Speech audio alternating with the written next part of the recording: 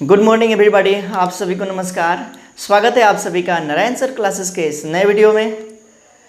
कक्षा 12 का जीव विज्ञान का 5वां अध्याय हम लोग पढ़ रहे हैं, जो है वंशागति एवं विभिन्नता के सिद्धांत। इसका 7 भाग हम लोग पढ़ चुके हैं। आज जो है भाग 8 पढ़ेंगे। भाग 7 में हम लोगों ने जाना था कि मनुष्य में आनुवांशिकीय विकार कैसे होता है। गुणसूत्रों की संख्या में परिवर्तन हो जाने से मनुष्य में सामान्य रूप से गुणसूत्रों की संख्या 46 होता है। यदि गुणसूत्रों की संख्या में वृद्धि या कमी हो जाए तो मनुष्य में आनुवांशिकीय विकार उत्पन्न होता है, और इसके बारे में हम लोगों ने भाग 7 में खूब अच्छे से जान लिया है। आज के वीडियो में हम जानेंगे जीन में परिवर्तन के द्वारा उत्पन्न विकार, यानी कि उत्पन्न रोग। यानी कि यदि जीन में परिवर्तन हो जाए तो रोग उत्पन्न होता है, विकार उत्पन्न होता है, और ये भी आनुवांशिक रोग ही होता है। तो इस रोग के बारे में हम लोग जो है आज जानने वाले हैं, जीन में परिवर्तन के कारण उत्पन्न विकार। तो आइए हम लोगों का आज पहला हेडिंग होगा क्या, तो जीन में परिवर्तन द्वारा उत्पन्न विकार। जीन में परिवर्तन द्वारा उत्पन्न विकार। जैसा कि हम लोग जान चुके हैं कि मनुष्य में सामान्य रूप से गुणसूत्रों की संख्या होती है 46।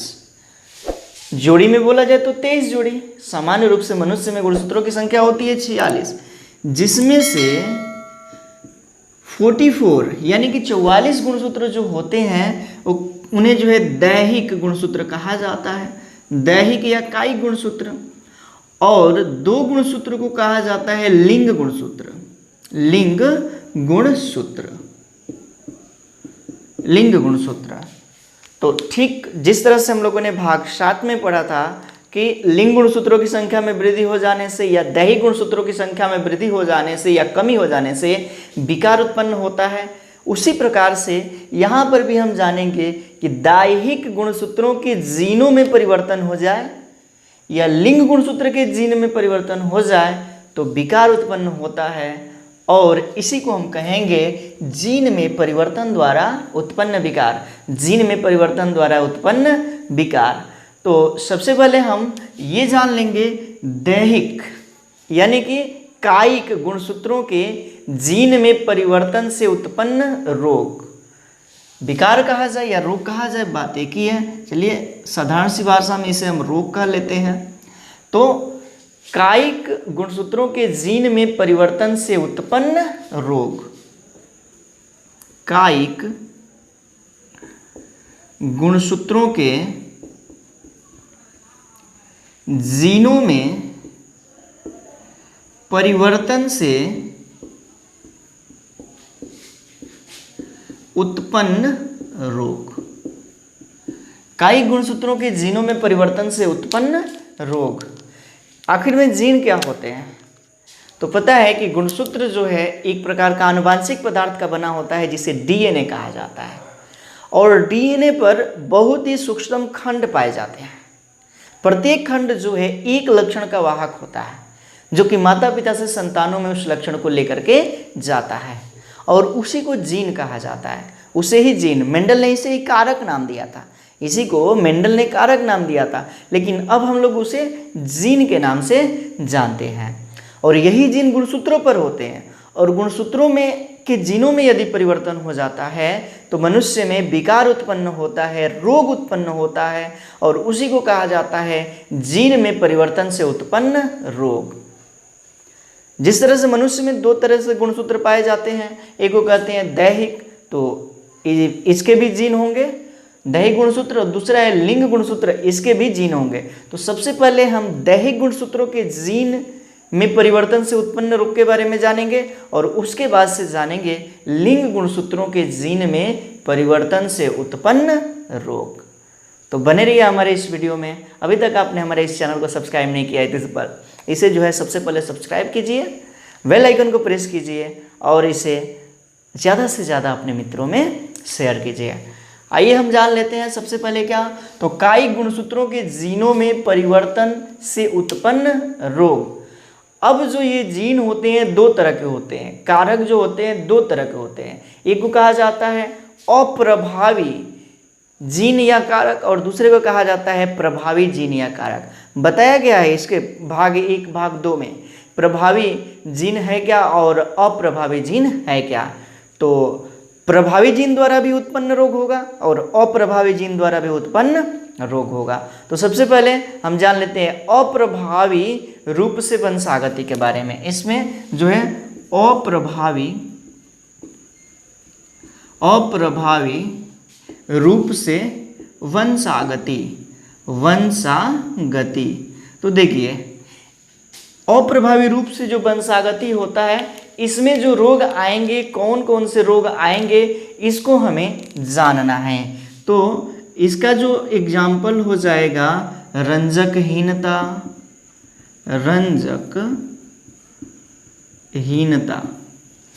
इसका जो एग्जाम्पल हो जाएगा क्या, रंजकहीनता, एल्केप्टोन्यूरिया,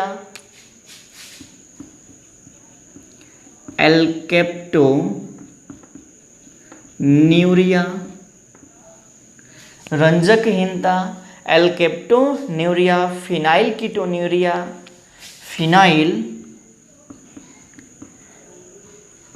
कीटोन्यूरिया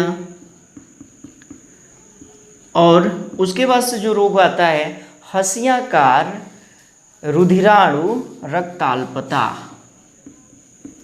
हसियाकार रुधिराणु रक्ताल्पता। तो मुख्य रूप से यहाँ पे हम 3 रोग पढ़ेंगे क्या, रंजकहीनता यानी कि रंजकहीनता पहला, दूसरा एल्केप्टोन्यूरिया, तीसरा फिनाइल कीटोन्यूरिया और चौथा हसियाकार रुधिराणु रक्ताल्पता। इन 4 रोगों के बारे में हम जो है जानेंगे ये कैसे रोग है। तो अप्रभावी रूप से वंशागति वाले रोग है, यानी कि अप्रभावी जीन की उपस्थिति में ही ये रोग होगा, प्रभावी जीन की उपस्थिति में यह रोग नहीं होगा। उसके बाद से दूसरा होगा प्रभावी रूप से वंशागति, बी, प्रभावी रूप से वंशागति। प्रभावी रूप से वंशागति यानी कि यदि प्रभावी जीन हो और उसकी उपस्थिति से रोग हो रहा हो और यह पीढ़ी दर पीढ़ी जा रहा हो, तो ऐसे रोग को कहा जाता है प्रभावी रूप से वंशागति। क्या कहेंगे, प्रभावी रूप से वंशागति। और ऐसे में हमें एक ही रोग के बारे में जानना है, जो है क्या, बहुअंगुलियां।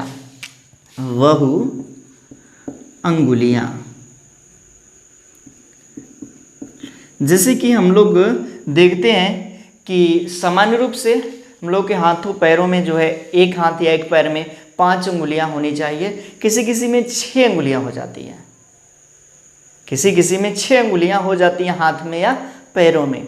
तो यह जो है कैसा रोग है, बहुअंगुलिया रोग है। और यह जो है प्रभावी रूप से वंशागति होता है, यानी कि प्रभावी जीन की उपस्थिति में ये होता है। तो इसको जो है, इसको उतना विस्तार से हमें नहीं जानना, ये उत्परिवर्तन का एक भाग है, म्यूटेशन का एक भाग है। तो म्यूटेशन में इसे खूब अच्छे से हम लोग जानेंगे। तो हम लोग जो है पढ़ेंगे क्या, प्रभावी रूप से वंशागति के बारे में। प्रभावी रूप से जो वंशागति होता है उस अप्रभावी रूप से, प्रभावी नहीं, अप्रभावी रूप से वंशागति के कारण जो रोग होता है उसके बारे में हम लोग विस्तार से जानेंगे। और ये रोग बहुत ही इंपॉर्टेंट है, पूछता है, इसके जीनों के बारे में पूछता है, इसके लक्षण पूछता है, चाहे बोर्ड एग्जाम हो, नीट का एग्जाम हो या कोई भी कंपटीशन एग्जाम हो जिसमें बायोलॉजी आता है, वहाँ पे जो है इससे संबंधित क्वेश्चन अवश्य पूछे जाते हैं। इसलिए जो है ये लेसन बहुत ही इंपॉर्टेंट है। ये लेसन आप पढ़ते हैं तो इस लेसन से जो है लगभग में सभी प्रकार के एग्जामों में जो है क्वेश्चन बनते हैं, जो क्या है, वंशागति एवं विभिन्नता के सिद्धांत। तो इस लेसन को खूब अच्छे से जानना है। इस लेसन का हमने भाग 7 तक बता दिया है, आज जो हम पढ़ रहे हैं भाग 8। तो आइए अब हम एक एक रोग के बारे में जानेंगे। सबसे पहला रोग होगा हम लोगों का क्या, तो रंजकहीनता।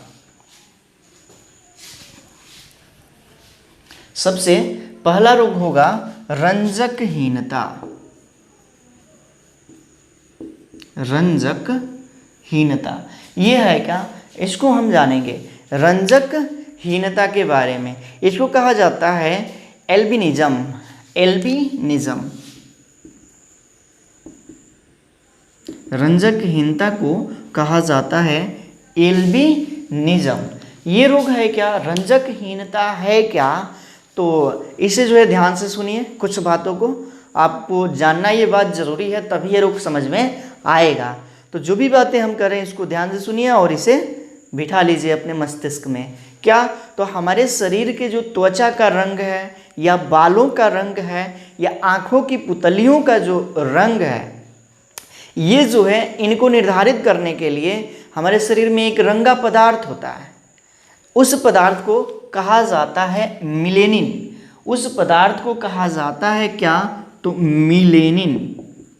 मिलेनिन हमारे शरीर में बालों का रंग हो, त्वचा का रंग हो या आँखों की पुतलियों का रंग हो, इन रंग को निर्धारित करने के लिए एक रंगा पदार्थ, एक वर्णक पाया जाता है जिसको कहा जाता है मिलेनिन, जिसे कहा जाता है क्या, मिलेनिन। मिलेनिन की यदि अधिकता होती है हम लोगों में तो हम लोगों का जो स्किन होता है वो डार्क होता है, यदि कम होता है तो स्किन जो है डार्क नहीं होता, यानी कि गोरा होता है। ये मिलेनिन के ही कारण होता है, मिलेनिन के ही कारण होता है। जब व्यक्ति में मिलेनिन का निर्माण न हो, जब व्यक्ति में मिलेनिन का निर्माण न हो तो उसे एक रोग हो जाता है जिसको कहा जाता है रंजकहीनता। तब जो है उस व्यक्ति का रोग हो जाता है कौन सा, रंजकहीनता। अब इस रोग के कारण रोगी व्यक्ति में कौन कौन से कारण उत्पन्न होते हैं, कौन कौन से कारक उत्पन्न होते हैं, इसके जानते हैं। तो जिसको ये रोग हो जाता है उसकी त्वचा सफ़ेद हो जाती है, बाल सफ़ेद हो जाते हैं, त्वचा का रंग सफ़ेद हो जाता है, बाल का रंग सफ़ेद हो जाता है। जो आँखों की पुतलियाँ हैं वह जो है लाल दिखाई देते हैं, ये भी सफ़ेद हो जाती है। लेकिन यहाँ पे जो है आरबीसी पाया जाता है, जिस कारण से जो है आँखों की पुतलियाँ जो है लाल दिखाई देती हैं। ऐसे व्यक्ति आप देखे होंगे, आप जो है इस तरह के व्यक्ति देखे होंगे जिसका शरीर जो है क्या हो, पूरा सफ़ेद हो गया हो, बाल सफ़ेद हो गए हों। बहुत सारे ऐसे व्यक्तियों में ये रोग देखने को मिलता है। इसका और भी एग्जाम्पल देख लेते हैं, जैसे कि व्हाइट टाइगर हो गया, व्हाइट पिकॉक हो गया। व्हाइट टाइगर और व्हाइट पिकॉक में भी जो रोग होता है वो क्या है, मिलेनिन। इसी के कारण वो व्हाइट होते हैं, सफ़ेद होते हैं। ठीक, तो ये क्या है, तो यह रोग होता है कौन सा, रंजकहीनता। और रंजकहीनता में क्या होता है कि मिलेनिन का निर्माण नहीं होता। हम लोगों के शरीर में जो त्वचा का रंग है, इसके लिए एक रंगा पदार्थ मिलेन की आवश्यकता होती है, मेलानिन की। और जब इसका निर्माण नहीं होता है तो हमें रोग हो जाता है एक क्या, रंजकहीनता, यानी कि एल्बिनिज्म, ये रोग हो जाता है। अब आइए जानते हैं मिलेनिन कब बनेगा, कब नहीं, इसके बारे में हम यहाँ पे विस्तार से जानेंगे। तो मेलेनिन को बनाने के लिए एक एंजाइम हमारे शरीर में पाया जाता है, उस एंजाइम का नाम है टायरोसिनेज एंजाइम। मेलेनिन को बनाने के लिए एक एंजाइम की आवश्यकता होती है, उस एंजाइम का नाम है टायरोसिनेज। थोड़ा सा अच्छे से लिखते हैं, टायरोसिनेज एंजाइम, टायरोसिनेज एंजाइम। यदि हमारे शरीर में टायरोसिनेज एंजाइम पाया जाएगा तो मिलेनिन बनेगा। यदि टायरोसिनेज एंजाइम नहीं पाया जाएगा तो मिलेनिन नहीं बनेगा। क्या मतलब कि टायरोसिनेज एंजाइम की उपस्थिति में ही मिलेनिन का निर्माण होता है। अब ये जो टायरोसिनेज एंजाइम है वो कब बनेगा, जब प्रबल जीन होगा, जब प्रभावी जीन की उपस्थिति में। किस जीन की उपस्थिति में, तो प्रभावी जीन की उपस्थिति में। मान लेते हैं कि प्रभावी जीन क्या है, तो ए है, यही हो सकता है प्रभावी, या ए स्मॉल ए हो सकता है। इसी स्थिति में न प्रभावी होता है, ये वाहक होता है और ये प्रभावी। ठीक, तो कहने का मतलब है कि प्रभावी जीन की उपस्थिति होगा तो टायरोसिनेज एंजाइम बनेगा, और टायरोसिनेज एंजाइम बनेगा तो शरीर में मेलेनिन बनेगा, और मेलेनिन के कारण जो है क्या होगा, तो मेलेनिन बनेगा और हम लोगों की त्वचा सामान्य रहेगी। यदि ऐसा नहीं होता है, यदि ऐसा नहीं होता है, टायरोसिनेज एंजाइम नहीं बनेगा, कब नहीं बनेगा, जब अप्रबल जीन हो, अप्रबल जीन हो, यानी कि दोनों जीन स्मॉल ए हो, इस स्थिति में जो है क्या है, तो मेलेनिन का निर्माण नहीं होगा। इस स्थिति में मेलेनिन का निर्माण नहीं होगा।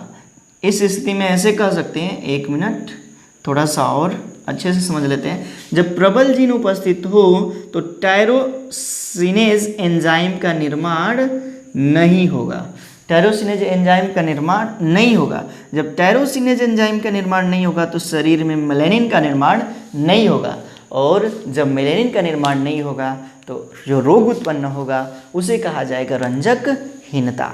ये बात स्पष्ट रूप से समझ में आई होगी जो है। यदि बात समझ में आ रही है तो आप कमेंट कीजिए कि हाँ समझ में आ रहा है।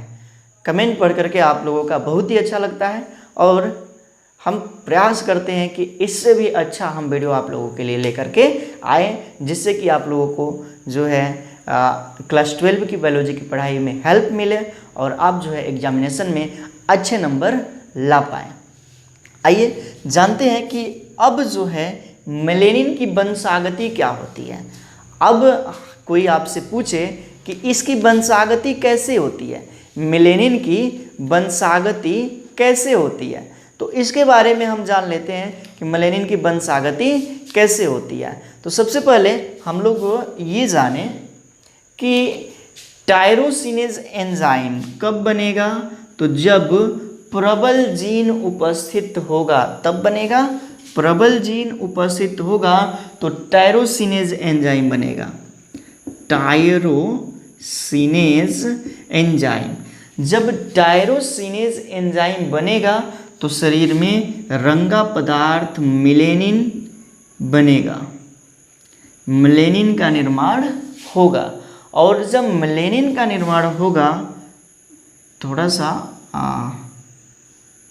इसको जो है हम इधर लिख लेते हैं, ठीक, इसको जो है इधर लिख लेते हैं, है ना। देखिए जब इसका जो है आप एक स्क्रीनशॉट लीजिए, उसके बाद से हम इसको मिटाएंगे। आप जो है इसका एक स्क्रीनशॉट लीजिए। हाँ तो चलिए, इसको हमें मिटाने की आवश्यकता पड़ेगी, तो इसको है हम मिटा लेते हैं। आइए इसकी वंशागति के बारे में समझ लेते हैं कि इसकी वंशागति कैसे होती है रंजकहीनता की। तो देखिए जब प्रबल जीन उपस्थित होगा ए, तो क्या होगा, इस स्थिति में जो है जो एंजाइम बनेगा उसका नाम है टायरोसिनेज एंजाइम बनेगा। और जब टायरोसिनेज एंजाइम बनेगा तो एक रंगा पदार्थ का निर्माण होगा जिसका नाम है मेलेनिन। और जब मेलेनिन बनेगा तो त्वचा का रंग क्या होगा, सामान्य होगा। त्वचा का रंग क्या होगा, सामान्य होगा। त्वचा का रंग सामान्य होगा। इसी तरह से ये जब बनेगा, इसमें भी तो एक प्रभावी जीन उपस्थित है, लेकिन इसको वाहक कहा जाएगा। क्या कहा जाएगा, तो वाहक। और जब ये उपस्थित रहेगा तो फिर टायरोसिनेज एंजाइम बनेगा, टायरोसिनेज एंजाइम। उसके बाद से मेलेनिन का भी निर्माण होगा, और उसके बाद से त्वचा का भी रंग सामान्य ही होगा। लेकिन जब अप्रबल जीन उपस्थित हो तो टायरोसिनेज एंजाइम का निर्माण नहीं होगा, तो मेलेनिन नहीं बनेगा, तो त्वचा का रंग सामान्य नहीं होगा। कैसा होगा, तो सफ़ेद होगा। इतनी बात समझ में आ गई। त्वचा का रंग कैसा होगा, तो इसमें सफ़ेद होगा। अब जो है हम जान लेते हैं इसकी वंशागति। इसकी वंशागति कैसे होगी, देखिए। तो इसके लिए एक क्वेश्चन हम करेंगे इसकी वंशागति को समझने के लिए। वंशागति को समझने के लिए एक क्वेश्चन करते हैं। क्या? तो एक ऐसा पुरुष जो रंजकहीनता रोग से ग्रसित है, एक ऐसा पुरुष जो रंजकहीनता रोग से ग्रसित है, यानी कि उसको रंजकहीनता है, यानी कि उसमें कौन सा एंजाइम होगा, एंजाइम कह रहे हैं, कौन सा जीन उपस्थित होगा? अप्रभावी अप्रबल जीन उपस्थित होगा। क्या है? तो मनुष्य है और यह जो है रंजकहीनता रोग से ग्रसित है, यानी कि इसके पास अप्रभावी जीन है। अब क्या होता है? तो यह एक ऐसी स्त्री से विवाह करता है जो रंजकहीनता के लिए विषम युग्मजी हो, रंजकहीनता के लिए, यानी कि स्त्री है और इसका जो जीन है कैसा? विषम युग्मजी, यानी कि एक स्मॉल ए और एक स्मॉल बी, यही है ना विषम युग्मजी। तो कह रहे कि इनकी संतानों में रोगों की वंशागति बताइए, इसकी संतानों में रोगों की वंशागति बताना। आइए समझते हैं यहाँ पे। तो यहाँ पे जो है अर्धसूत्री विभाजन होगा तो क्या बनेगा? स्मॉल ए नाम का युग्मक बनेगा, गेमिट बनेगा। यहाँ पर भी अर्धसूत्री विभाजन होगा तो कैपिटल ए स्मॉल ए प्रकार का युग्मनज बने, क्या बनेगा? युग्मक बनेगा। अब जो है क्या करते हैं कि मनुष्य का स्मॉल ए स्त्री के स्मॉल ए के साथ संयोजित होता है कैपिटल ए के साथ, तो कैपिटल ए स्मॉल ए प्रकार का जीन बनेगा। यदि पुरुष का एक स्मॉल ए दूसरे स्त्री के स्मॉल ए से संयुक्त होता है तो स्मॉल ए प्रकार का जीन बनेगा। यदि पुरुष का दूसरा स्मॉल ए स्त्री के कैपिटल ए से निषेचित होता है तो कैपिटल ए स्मॉल ए प्रकार का जीन बनाएगा। उसी तरह से ये जो है दूसरे स्मॉल ए से कनेक्ट होगा तो स्मॉल ए प्रकार का जीन बनाएगा। अब देखिए ये क्या है? तो ये जो है इसमें एक प्रबल जीन उपस्थित है, यानी कि इसमें रंजकहीनता रोग नहीं होगा। यह कैसा संतान होगा? तो सामान्य होगा। लेकिन ये कैसा होगा? तो रंजकहीनता युक्त होगा, रंजकहीनता का रोगी होगा।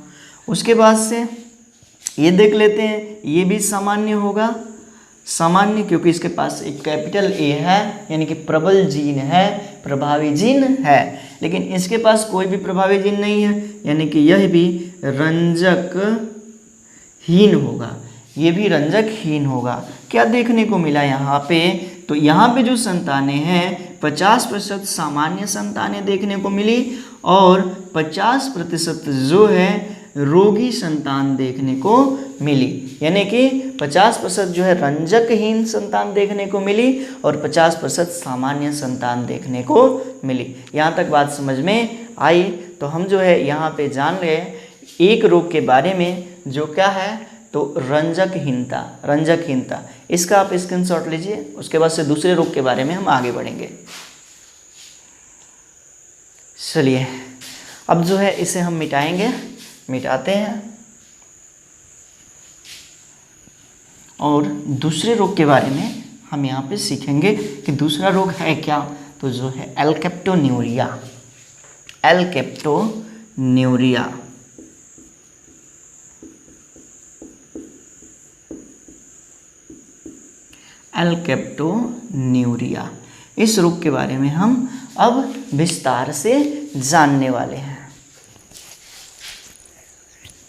इस रोग के बारे में अब हम विस्तार से जानेंगे। जो रोग कौन सा होगा? तो एल्केप्टोन्यूरिया। आइए समझिए एल्केप्टोन्यूरिया क्या है। तो हमारे शरीर की कोशिकाओं में दो प्रकार के अमीनो अम्ल बनते हैं। कौन कौन? तो फिनाइल एलेनिन और टायरोसिन, दो प्रकार के एमिनो अम्ल बनते हैं। एक का नाम है फिनाइल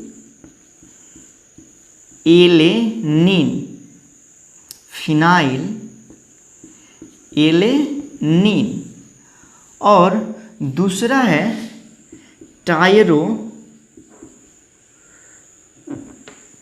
टायरोसिन।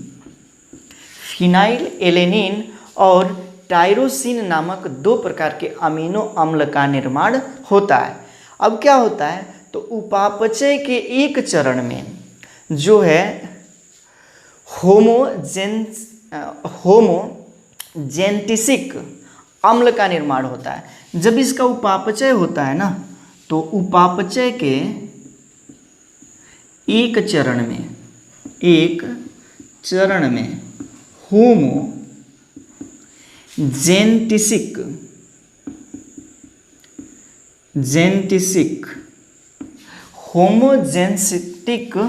अम्ल का निर्माण होता है।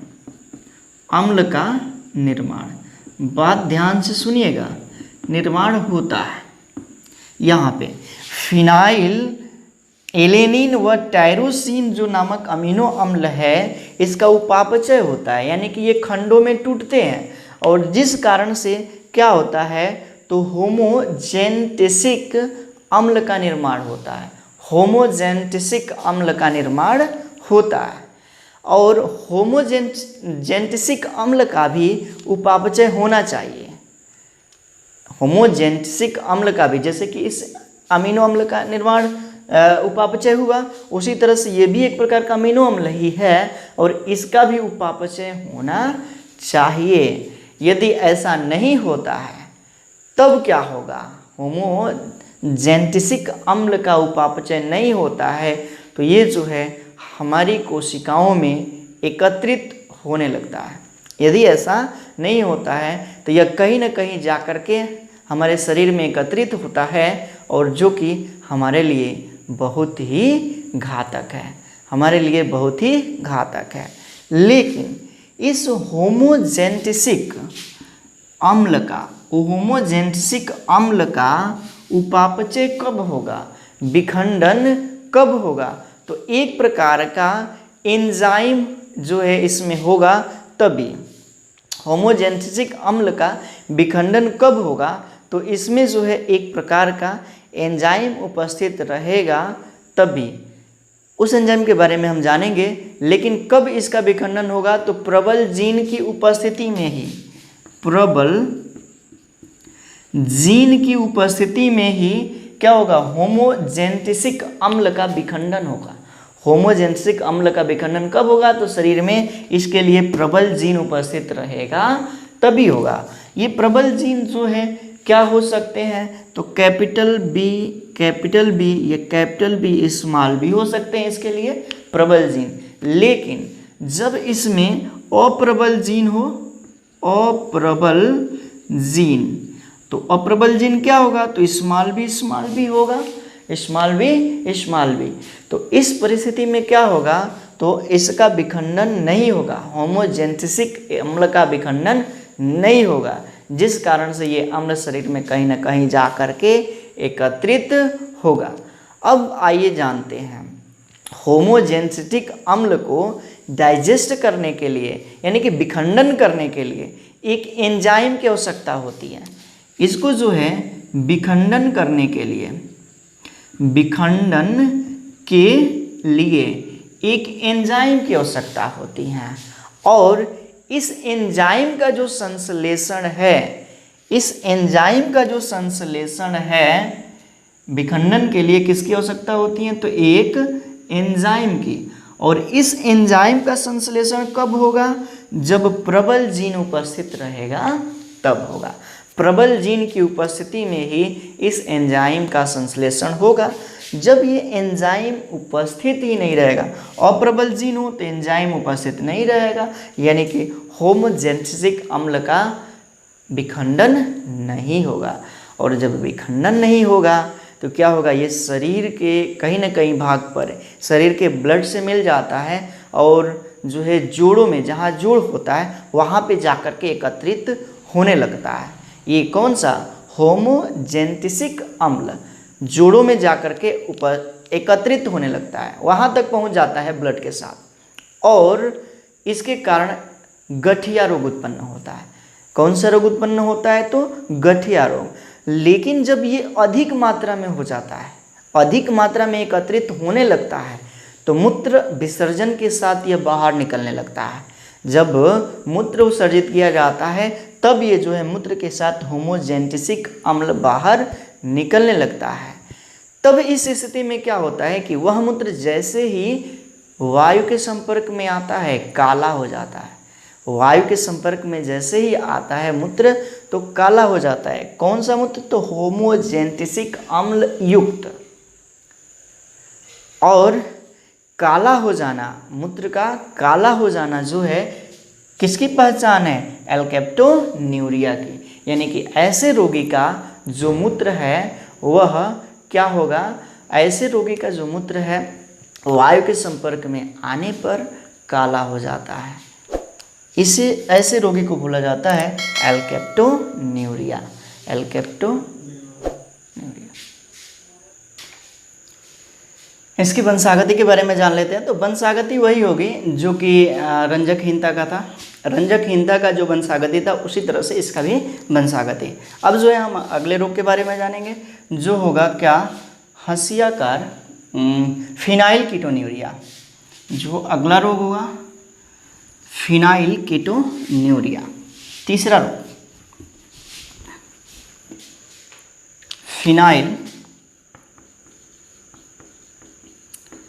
Phenyl ketonuria. सबसे पहली बात इसकी खोज की जान लेते हैं। पूछता है कि फिनाइल कीटोन्यूरिया का खोज किसने किया? तो सर आर्चीबाल्ड गैरड ने। सर आर्चीबाल्ड गैरड ने जो है किसका खोज किया? तो फिनाइल कीटोन्यूरिया का। आर्चीबाल्ड गैरड।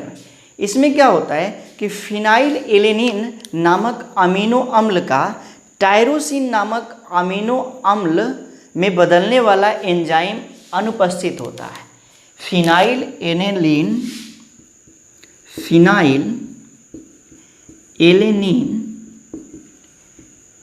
नामक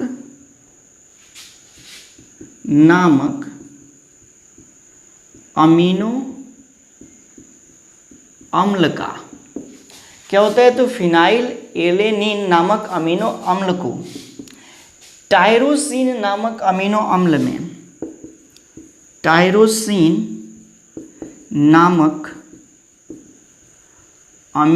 अम्ल में बदलने वाला एंजाइम अनुपस्थित होता है।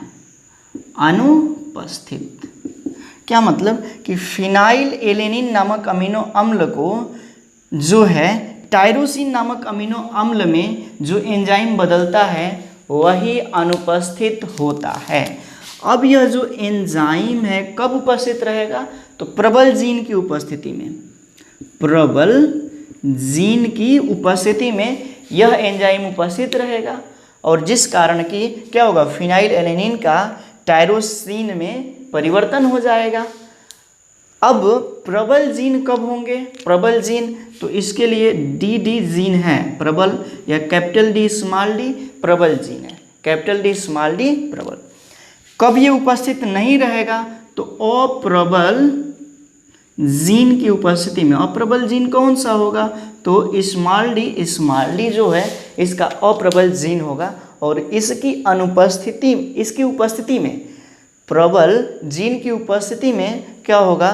तो यह एंजाइम अनुपस्थित रहेगा, इसका निर्माण नहीं होगा, जिस कारण से फिनाइल एलेनिन नामक अमीनो अम्ल का टायरोसिन में परिवर्तन नहीं होगा और जिस कारण से क्या होगा? जो रोग उत्पन्न होगा उसका नाम है फिनाइल कीटोन्यूरिया। Phenyl ketonuria. अब जो है जब ये एंजाइम नहीं बनता है, ये बात समझिए, जब ये एंजाइम नहीं बनता है जिससे फिनाइल एलेनिन का टायरोसिन में परिवर्तन नहीं होता है। फिनाइल एलेनिन का, अभी तो हमने बताया कि फिनाइल एलेनिन का टायरोसिन में परिवर्तन नहीं होता है, जिस कारण से ये जो टायरोसिन एंजाइम है वो क्या होता है? तो कोशिकाओं में जमा होने लगता है, शरीर की कोशिकाओं में जमा होने लगता है, उत्तकों में जमा होने लगता है, मुख्य रूप से तंत्रिका तंत्र की कोशिकाओं में जमा होने लगता है। तंत्रिका तंत्र की कोशिकाओं में, उत्तकों में जमाव होने लगता है, जिस कारण से अल्प बुद्धिता रोग हो जाता है। अल्प बुद्धिता यानी कि बच्चों में जो है अल्प बुद्धिता रोग होता है, अर्थात मस्तिष्क अल्प रूप से विकसित होता है, पूर्ण रूप से विकसित नहीं होता है। किस रोग के कारण? तो फिनाइल कीटोन्यूरिया के कारण। चलिए अगला रोग जानते हैं जो है क्या? तो हंसियाकार रुधिराणु रक्त अल्पता। आइए इसके बारे में जानते हैं।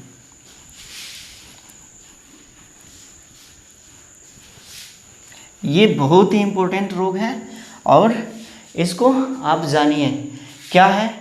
तो हंसियाकार रुधिराणु रक्ताल्पता। चौथा रोग हंसियाकार रुधिराणु रक्ताल्पता। हंसियाकार रुधिराणु रक्ताल्पता, इसी को कहा जाता है दात्र कोशिका रक्ताल्पता। दात्र कोशिका रक्ताल्पता, दात्र कोशिका रक्ताल्पता, और इंग्लिश में बोला जाए तो sickle cell anaemia. Sickle cell anaemia.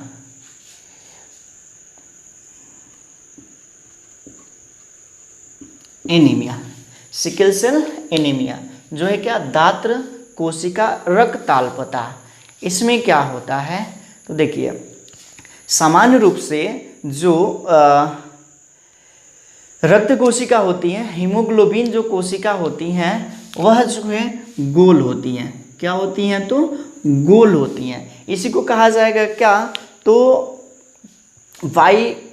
विकोनॉव disc like structure. क्या? तो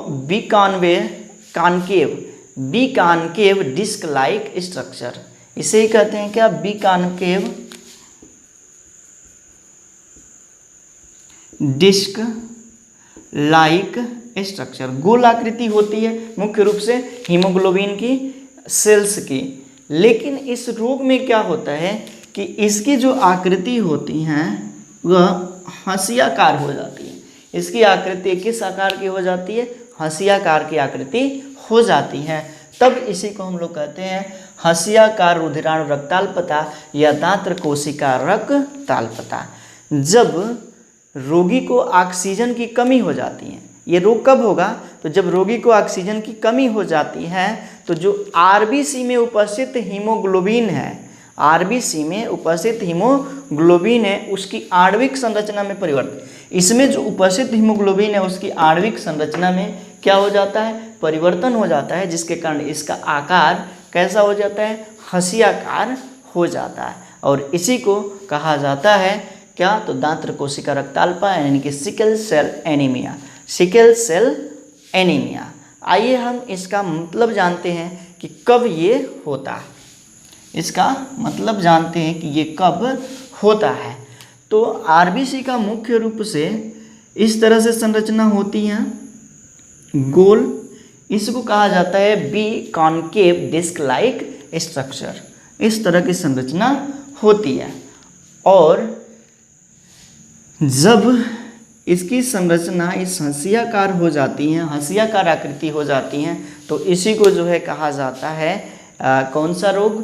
तो हंसियाकार रुधिराणु रक्ताल्पता। इसका क्या कारण है? तो क्या कारण है इसका? क्या कारण है कि ये रोग हो जाता है? तो एक नॉर्मल सामान्य व्यक्ति में जो हीमोग्लोबिन होता है वह जो है उस पर जो जीन होता है HbA होता है। क्या? तो HbA, और इसको बनाने के लिए जो नाइट्रोजनी क्षार होते हैं, इसको जो है आपको जो है क्लास 11th में बताया गया होगा आणविक संरचना में। फिर जो है इसमें जो है जानिए आगे चल करके आगे के लेसनों में हम इसके बारे में बताएंगे क्या है। तो इसके लिए जो नाइट्रोजनी क्षार का क्रम होता है वह होता है GAG का। GAG का नाइट्रोजनी क्षार का क्रम होता है। उसके बाद से फिर अगला जो क्रम आता है CTC का, ये भी नाइट्रोजनी क्षार है CTC का। अब जो है यहाँ से mRNA का निर्माण होता है। क्या? तो mRNA, देखिए वहाँ पे जो है आप लोगों को बताया हो गया होगा क्या? तो सेंट्रल डोग्मा ऑफ मॉलिक्यूलर में, central dogma of molecular biology में बताया गया होगा क्या? तो DNA से mRNA का निर्माण होता है, mRNA का निर्माण होता है, mRNA से प्रोटीन का निर्माण होता है। किसमें? तो बताया गया होगा central dogma of molecular biology में।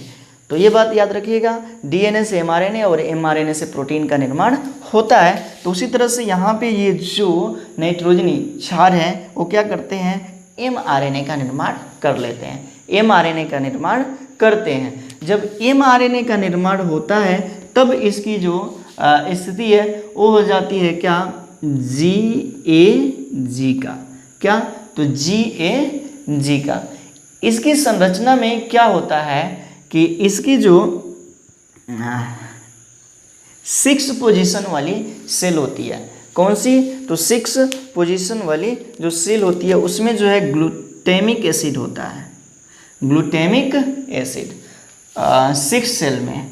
उसके जो आगे जाएं और पीछे जाएंगे तो 5th नंबर की सेल आएगी, और पीछे जाएंगे तो 4, और इधर आते हैं तो 3, और आगे जाएंगे तो 2, और आगे जाएंगे तो 1। इसमें जो है फर्स्ट जो सेल होगी, फर्स्ट mRNA का जो निर्माण होगा उसमें जो है वेलिन जो है पाया जाता है, वेलिन, ठीक है, ग्लूटामिक एसिड, और यहाँ पे क्या है? तो वेलिन। उसके बाद से दूसरे में जो है हिस्लस और प्रो, इस तरह से जो है इन कोशिकाओं का निर्माण होता है mRNA का। हीमोग्लोबिन में ये सामान्य रूप से होता है। 6th जो सेल होता है वो ग्लूटामिक एसिड की होती है। देखिए जो DNA की संरचना होती है वो डबल हेलिक्स होती है, डबल हेलिक्स। तो यहाँ पे G होता है और G के सामने C होता है। उसके बाद से यहाँ पे जो है T होता है और T के सामने जो है E होता है, एडेनिन।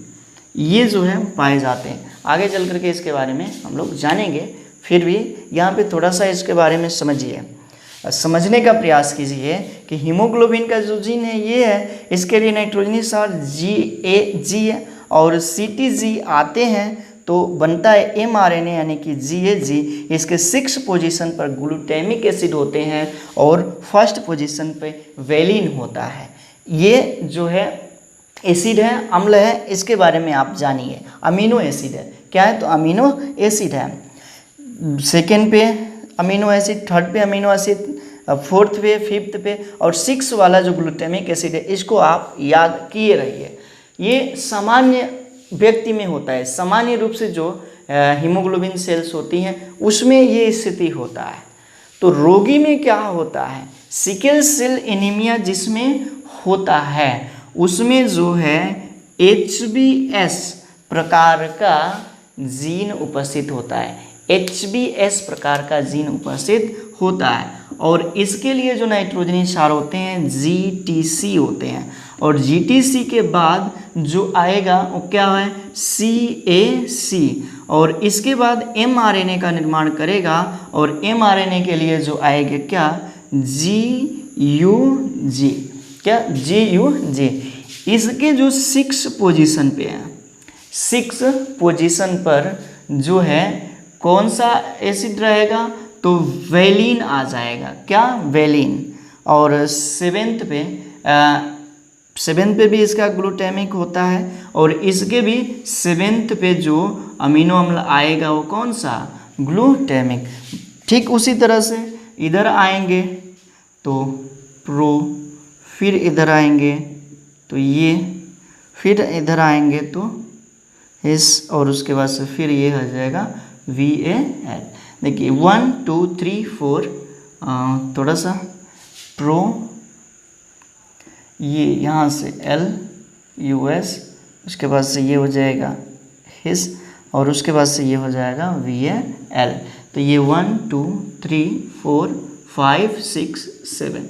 तो यहाँ पे क्या है कि जिस रोगी को सिकल सेल एनीमिया रोग हुआ है, सिकल सेल एनीमिया, तो उसमें क्या होता है कि 6 पोजीशन का जो ग्लूटामिक एसिड है वह परिवर्तित हो जाता है वेलिन में। किसमें? तो वेलिन में। और इसी स्थिति में रोग उत्पन्न होता है जो क्या है, तो हंसियाकार रुधिराणु रक्ताल्पता, और इसमें जो है गोल न होकर के आरबीसी हो जाता है हंसियाकार आकार का, और ऐसे ही रोगी को बोला जाता है सिकल सेल एनीमिया का रोगी। ये रोग बहुत ही घातक होता है। इस रोग में व्यक्ति में ब्लड की मात्रा बहुत कम हो जाती है और उसकी मृत्यु भी हो जाती है। अब जो है इसका क्या मुख्य कारण है, तो इसके लिए जो है उत्परिवर्तन होता है, जीन उत्परिवर्तन।